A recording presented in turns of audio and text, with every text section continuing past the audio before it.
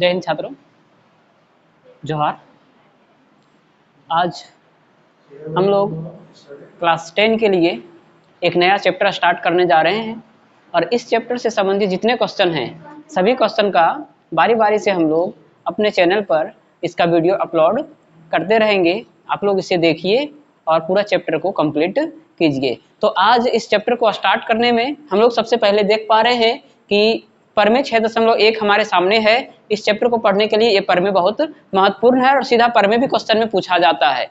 जो एग्जाम हम लोग का होता है बोर्ड का, उसमें सीधा ये परमे भी प्रूफ करने के लिए पूछता है और इस परमे का उपयोग करके बहुत सारा क्वेश्चन को भी हम लोग बनाते हैं। तो सबसे पहले बेस को देखते हुए इस परमे का प्रूफ हम लोग देखेंगे कि इस परमे को हम लोग कैसे हल करते हैं। अब इस परमे में क्या कहा गया है उसको हम लोग पहले पढ़ लेते हैं। जैसा कि बोल रहा है, यदि किसी त्रिभुज की एक भुजा के समांतर अन्य दो भुजाओं को विभिन्न बिंदुओं पर प्रतिच्छेद करने के लिए एक रेखा खींची जाए तो ये अन्य दो भुजाओं को एक ही अनुपात में विभाजित करती है। कहने का मतलब यह है कि जैसा कि आकृति में हम लोग देख पा रहे हैं कि ए बी सी एक त्रिभुज है जिसकी दो भुजाओं ए बी और ए सी को एक रेखा DE जो BC के समांतर है बिंदु D और E पर प्रतिच्छेद करता है। तो यहाँ से हम लोग को दिखाना है कि ये जो दोनों भुजाएं हैं वो समान अनुपात में विभाजित होते हैं, अर्थात AD बटे DB बराबर AE बटे EC ये हम लोग को सिद्ध करके दिखाना है। तो हम लोग चलते हैं, इसमें जो क्वेश्चन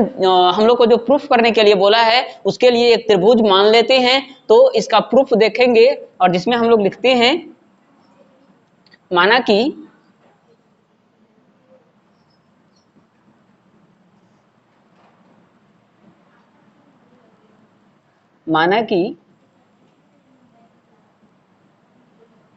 ABC एक त्रिभुज है। ABC एक त्रिभुज है जिसके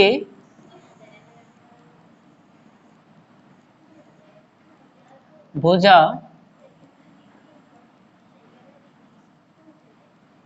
BC के समांतर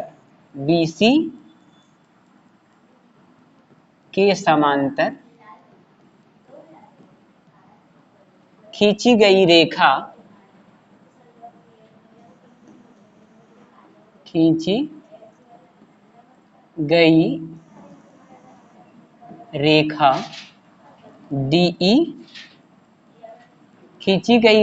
DE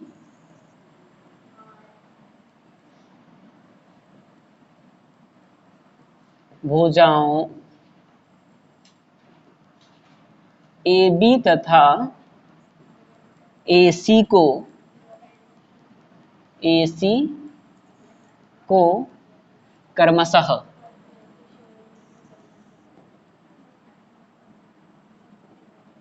क्रमशः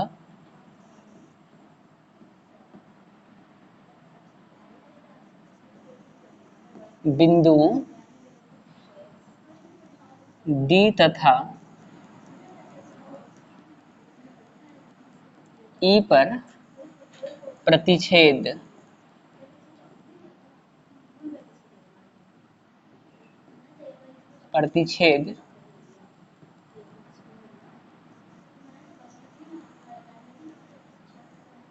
करता है। सिद्ध करना है कि जो हम लोग को सिद्ध करना है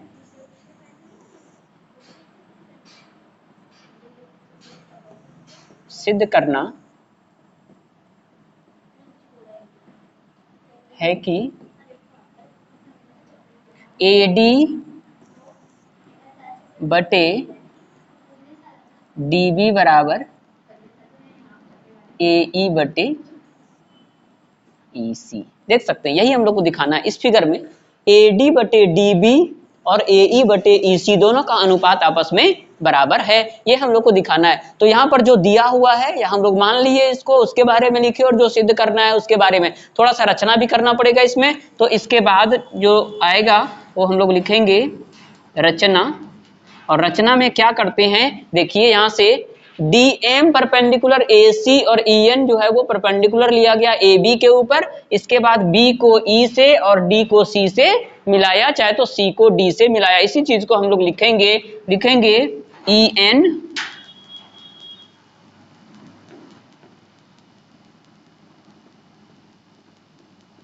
ई एन परपेंडिकुलर ए बी, ये लंब है ए बी पर, तथा D M perpendicular A C खींचा। इसके बाद साथ ही इसके अलावे और क्या काम किया गया, बी को ई से और सी को डी से मिलाया। साथ ही बी को ई से तथा सी को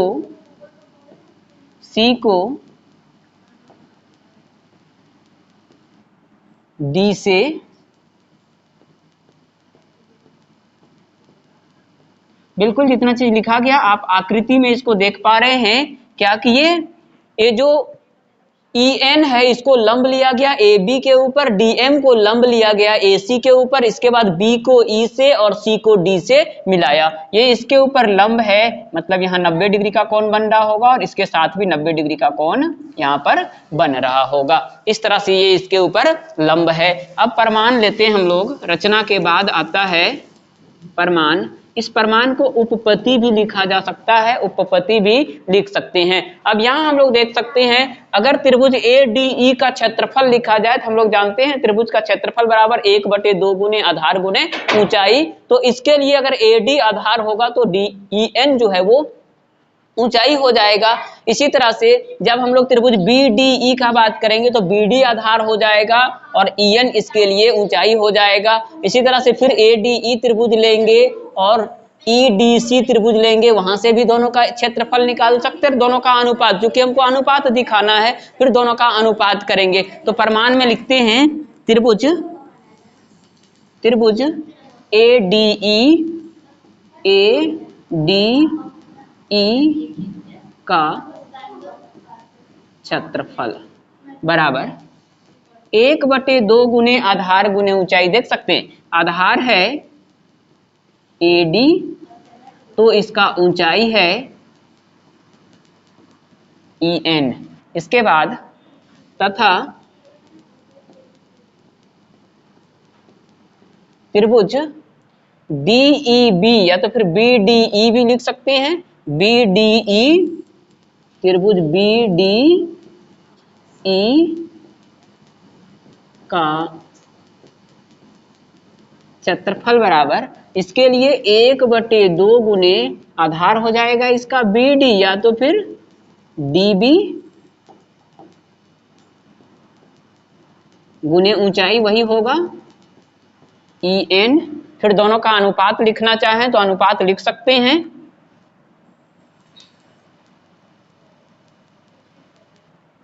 इसको आगे बढ़ा देते हैं, देख सकते हैं। अब यहां से हम लोग इसका अनुपात अगर लिखना चाहें तो अनुपात यहां से लिख सकते हैं। अनुपात हो जाएगा, इसीलिए त्रिभुज ए डी ई का क्षेत्रफल बराबर, या बटे कर देते हैं इसको,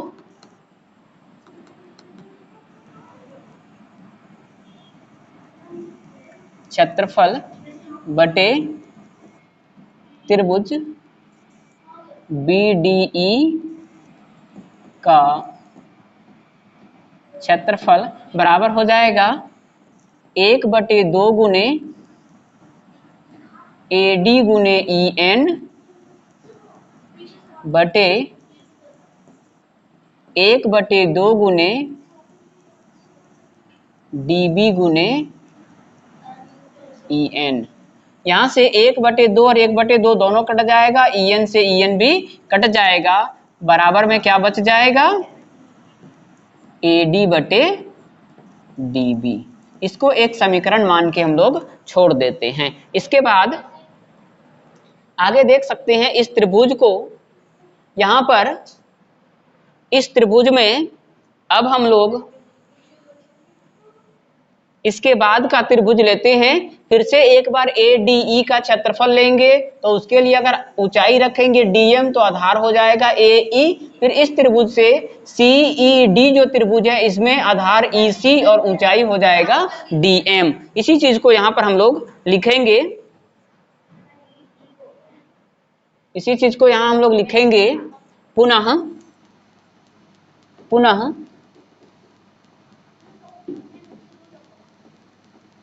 त्रिभुज ADE का क्षेत्रफल बराबर 1/2 गुने, अब यहाँ पर इसका ऊंचाई हो जाएगा, ये आधार हो जाएगा AE और ऊंचाई हो जाएगा DM। त्रिभुज CED का क्षेत्रफल बराबर हो जाएगा 1/2 गुने, उसके लिए ऊंचाई जो होगा वो होगा DM और आधार हो जाएगा EC, तो EC गुने DM। अब ये दोनों का जब अनुपात लेंगे तो हम लोग को मिल जाएगा त्रिभुज ADE का क्षेत्रफल बटे त्रिभुज CED का क्षेत्रफल बराबर 1/2 गुने AE गुने DM बटे 1/2 गुने EC गुने DM। अब यहाँ से 1/2 फिर से कट जाएगा और DM से DM भी कट जाएगा। हम लोग को मिलेगा बराबर में AE बटे EC। मतलब क्या, ये हो जाएगा समीकरण नंबर 2। यहाँ से त्रिभुज ADE का क्षेत्रफल और त्रिभुज CED का क्षेत्रफल का जो अनुपात होगा वो AE बटे EC मिलेगा। और इसके पहले जो हम लोग देखे हैं वो है त्रिभुज ADE का क्षेत्रफल बटे त्रिभुज BDE का क्षेत्रफल का जो अनुपात है वो AD बटे DB है। अब यहाँ पर हम लोग एक चीज देख सकते हैं, इस फिगर के अनुसार ये जो फिगर है इसमें हम लोग देख पा रहे हैं कि BDE जो त्रिभुज है और CED जो त्रिभुज है दोनों एक ही आधार DE और एक ही समांतर रेखाओं DE और BC के बीच स्थित है। चूंकि DE और BC दोनों एक ही आधार, एक ये DE और BC जो है दोनों समांतर रेखा, ये क्वेश्चन में ही दिया हुआ है कि DE BC के समांतर है, तो निश्चित रूप से ये दोनों त्रिभुज जो है BDE और CED दोनों एक ही आधार DE तथा एक ही समांतर रेखाओं DE और BC के बीच स्थित है, तो दोनों का क्षेत्रफल आपस में बराबर होगा। इसको हम लोग क्लास 9 में प्रूफ कर चुके हैं 9वां चैप्टर में कि कोई भी दो त्रिभुज जब एक ही आधार और एक ही समांतर रेखाओं के बीच स्थित होते हैं तो उसका क्षेत्रफल आपस में बराबर होता है। इसी चीज को यहाँ पर हम लोग लिखेंगे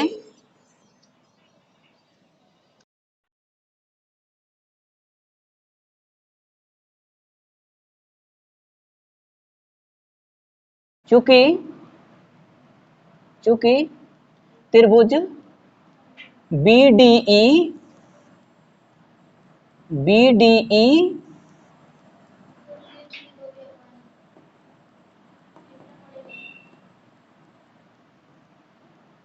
त्रिभुज BDE तथा त्रिभुज CED एक ही आधार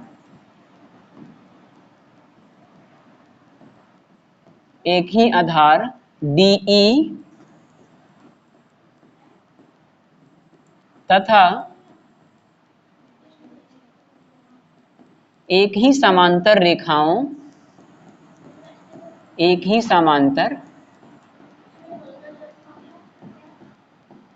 रेखाओं DE तथा BC के बीच स्थित है,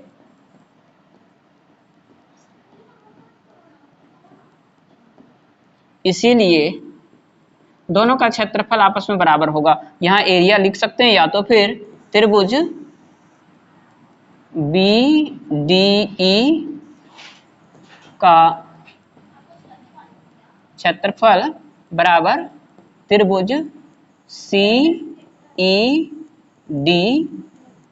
का क्षेत्रफल। देख सकते हैं, हम इसको मान लेते हैं समीकरण नंबर 3। आप समीकरण 1, 2 और 3 को देख सकते हो। समीकरण 1 यहां पर है, समीकरण 1, 2 और समीकरण 3 देख सकते हैं। समीकरण 1, समीकरण 2 और समीकरण 3 को अगर कंपेयर किया जाए, यहां हम देखते हैं ADE इसके ऊपर भी है और ADE इसके ऊपर भी है, लेकिन यहाँ BDE है और यहाँ CED है। और यहाँ देख सकते हैं कि BDE और CED दोनों का क्षेत्रफल आपस में बराबर है। अगर ये तीनों समीकरण को एक साथ कंपेयर किया जाए तो हम लोग को AD बटे DB बराबर AE बटे EC मिल जाएगा। चूंकि जहां BDE है वहां पर हम लोग अगर CED को हटा के BDE ले लें तो ये दोनों आपस में बराबर मिल जाएगा। तो इस तरह से हम लोग लिख सकते हैं समीकरण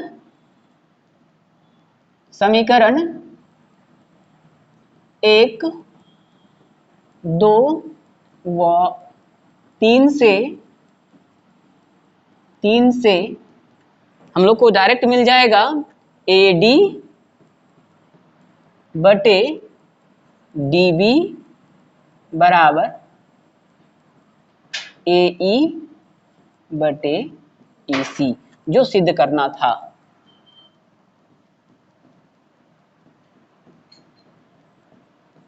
यहां पर चूंकि यहां ऐसा इसलिए हुआ कि CED और BDE में इतना ही डिफरेंस है, और यहां पर हम लोग समीकरण 3 में देखते हैं कि BDE CED के बराबर है, तो इसको रिप्लेस कर सकते हैं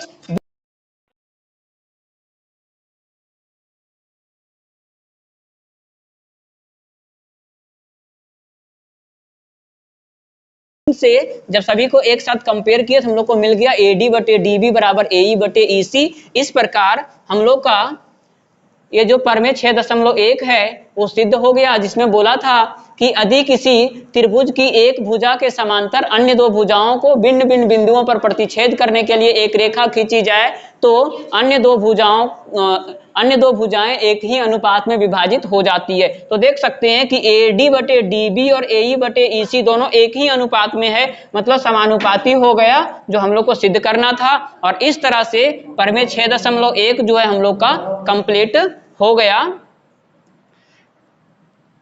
अब इसके बाद परमेय 6.2 और इससे संबंधित जितने क्वेश्चन हैं सभी के लिए अलग से आगे वीडियो तैयार किया जाएगा। धन्यवाद।